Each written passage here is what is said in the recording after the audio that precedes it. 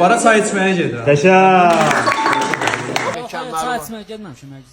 Biraz da barda bəyəm çay içim. Çay içməyə gedirəm. O birisi barı idi. Mənim xanım. Mənim ədəbim, mənim xanımcığım. Oy ya, ona vurun da. Buna vurun da. Buyur. Kimdə? Tanımırsın onu. A few moments later.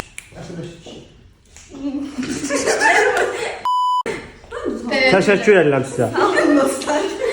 Ata mənə banan al. Ata mənə banan alarsan. Zuzu atanın pulu yoxdur axı, pulum qutarıb. Baxın. Kimdə? Əslində biz ərəblərdə, müsəlmanlardan, belə bir şeydir. Məsələn, ondan Müsəlmançılıqdan gəlir. Müsəlmanıq ondan. Yox, əsnəməyin Hə, müsəlmançılıq. müsəlmançılıq qanunu var. Allah baba elə eləyir. o uşaq Allah qıma cavanlığım oxuyur. Bir qızla danışıram, mən qızla danışıram.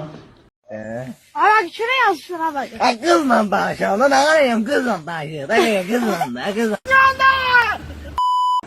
Çünki